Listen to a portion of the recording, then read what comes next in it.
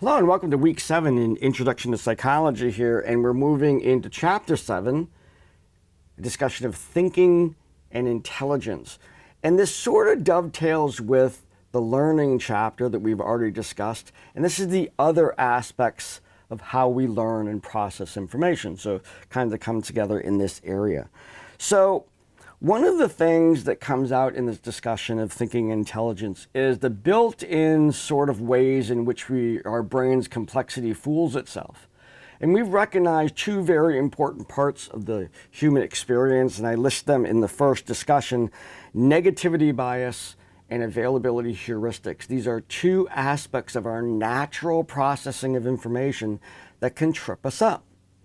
We have a negativity bias, meaning you can almost think that as sort of a hereditary evolutionary trait. I'm much more interested if there's dangers around me than if everything's okay. Just tell me when the dangers are there. I'll figure out that it's okay on my own. So we have this sort of sense of I want to know the bad news more.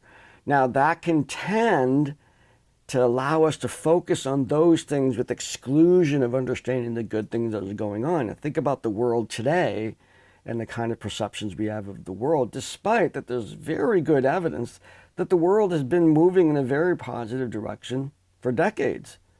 I know, it seems crazy, but our negativity bias will focus continually on the negative.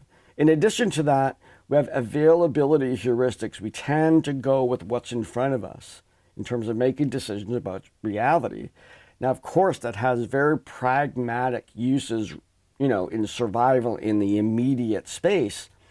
But in terms of understanding things that are around the world and the complex issues of humankind, we'll often go to the first Google hit, we'll listen to friends and don't go anymore, and we'll form very solid opinions based on very, very little information. So it's a discussion on those aspects of your own thinking.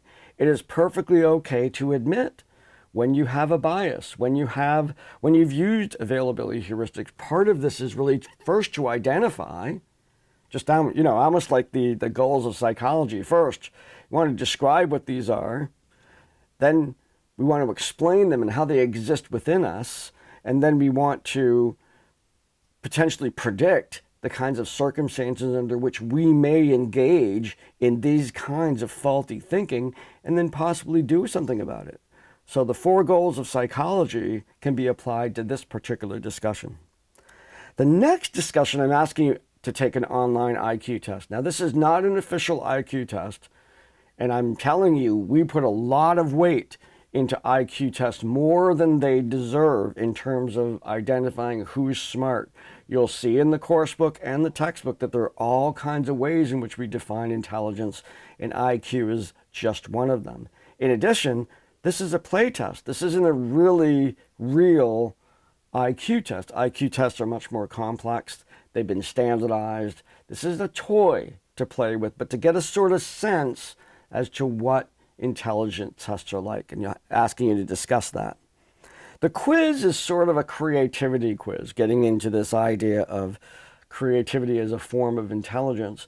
And what I'm asking you to do is to pick one of the words that I've listed in the course book and come up with as many different meanings and uses of that word as you can. Basically, looking at the concept of a schema, which is a concept, almost the same thing. A schema would be like if I say bucket, there's all kinds of uses of that term. There's all kinds of uses for a bucket.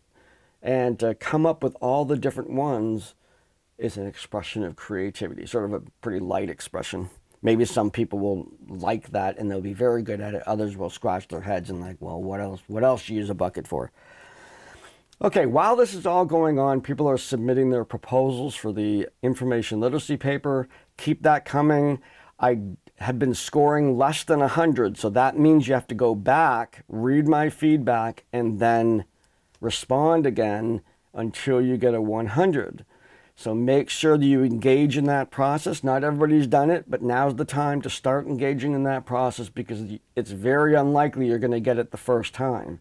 Don't rely on that. And if you end up doing a paper on a topic that I have not approved, two things are going to happen. First, right off the bat, you're going to lose a bunch of points because you don't have an approved topic. But even more importantly, you're going to struggle with it. Going through the process of attaining your topic question with me and having me help you with that will help you in your ability to actually complete the project more effectively. So make sure you engage in that process right off. The other thing is, I feel that this class has been very successful. I have 2 classes going on right now with all high school students in them. I've been very pleased with with everybody's participation and with everybody's work. So we're going to see if we do it again. And I'm going to be posting a link in the course. It's going to take you to a survey outside of Brightspace, but I'm asking you if any of you would be interested in continuing our time together next semester. We're looking at potentially offering Introduction to Sociology or Developmental Psychology.